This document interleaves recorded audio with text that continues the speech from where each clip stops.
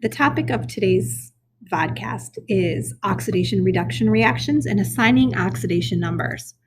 First of all, an oxidation reduction reaction is often simply referred to as a redox reaction. Much easier to say. And in every redox reaction, we have an atom that loses electrons, and therefore we say it's being oxidized. And we have an atom, or an element in this case, that is gaining electrons, and we say it's being reduced. So oxidation occurs when we have an atom that loses electrons, and reduction is occurring when an atom gains electrons. One cannot occur without the other. So we call them redox because with reduction, you have to have oxidation and vice versa. So assigning oxidation numbers is an important part of determining whether or not a reaction is a redox reaction. So we assign an oxidation number, which is basically a hypothetical number that allows us to see if there's a transfer of electrons. It's a way of kind of doing an electronic bookkeeping, I guess you can say.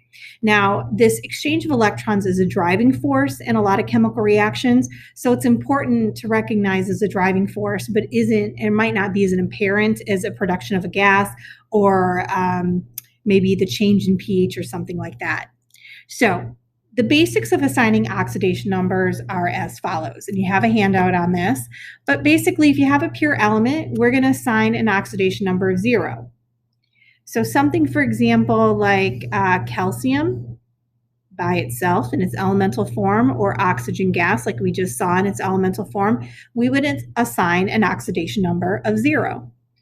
Elements that are in an ionic compound and therefore are ions get the oxidation number for the element, for the element's charge as an ion. So for example, if I have sodium chloride, in this ionic compound, sodium usually has a +1 charge and chlorine has a -1 charge.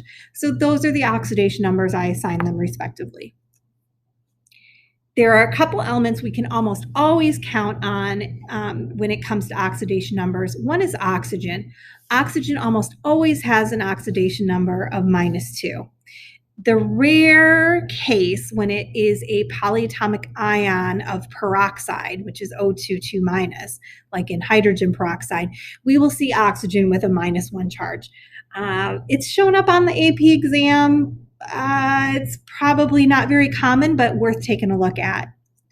Hydrogen almost always has a +1 charge. And again, it's very rare that it has another charge, but if we see it in something like calcium hydride, where it's kind of acting as the anion, in this case, we'd assign calcium a +2 oxidation state, and both of my hydrogen would then get a -1 oxidation state. Again, rare, but worth taking a look at. The sum of oxidation numbers in a compound is always 0. And if we have a polyatomic ion, the sum of the oxidation numbers of the polyatomic ion should equal the charge on the polyatomic ion. So we're going to take a look at about 3 examples together really quickly, and then hopefully we'll do some more practice together. So there are 2 ionic compounds I'd like to take a look at, and they both contain the manganate atom in there. One is potassium permanganate, and the other one is called potassium manganate. So close, but yet so different. So this one is KMnO4. And if I were to break this apart into ions, potassium would have a +1 charge, and the permanganate in this case then would be MnO4 with a -1 charge. So right away, I've got some things that I recognize. I recognize potassium has an oxidation number of +1 because it's an alkali metal and it almost always has a +1 charge. I have one of them in this compound, so it brings a total oxidation count to +1. Now, oxygen, we said, which is part of this polyatomic ion here, oxygen, we said, is almost always -2 oxidation state.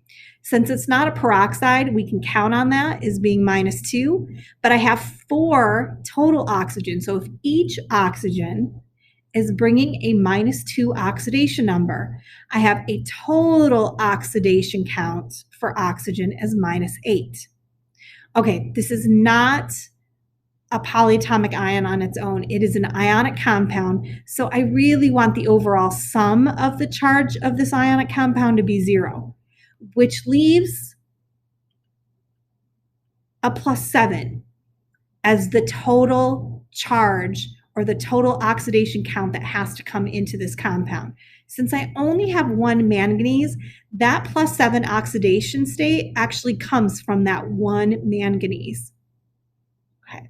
So that's one way of doing this electronic bookkeeping I've been talking about. Find the oxidation numbers to the elements that you know, and then try to fill in the ones that maybe aren't on your list of rules. Here's another good one to take a look at. We'll take a look at what happens when we add a second potassium. So this is really literally a K+, and in this case, we've got MnO4 with a 2- charge, because now I've got a 2+ on my cations bringing in to this polyatomic ion. So my polyatomic ion has to have a -2 charge. All right. So again, I'm looking at my potassium, and my potassium has an oxidation number of +1, but this time, instead of 1 atom, I've got 2. And so the total count for oxidation that is coming from the potassium is +2. I still have my 4 oxygen, so that brings a total oxidation count of -8. And if I want my sum again to be 0, then I know this manganese has to have an oxidation number of 6. I only have one of them, so my oxidation number is +6. So if you take a look at these two, here's really what happened. We added another potassium, but again, the overall sum of those charges has to be 0. So it's kind of interesting how adding this potassium brought this oxidation number down from a +7 in the first compound to a +6 in the second compound. That is one way to keep track. You don't have to do it this way, but find something that works for you and really take some time and look at the rules that we looked at on the slide before this.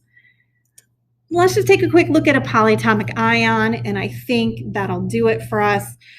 For this particular polyatomic ion, we've got 2 chromium and 7 oxygen and an overall charge of -2 on this polyatomic ion. So a couple things to keep in mind. Oxygen is not a peroxide again, so I know it has a -2 oxidation number. I have 7 of them, so that brings in a total oxidation count of -14.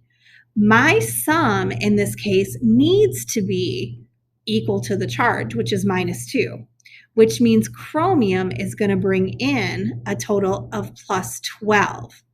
Now, I've got 2 atoms.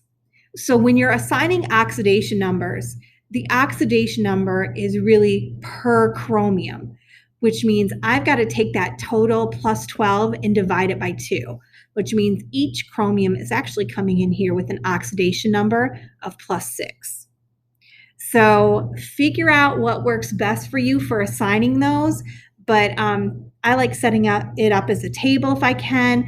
A lot of times I'll just kind of work it out backwards, but get some practice in, and we'll do some practice in class, and hopefully you can figure out what method works best for you. All right, that's it.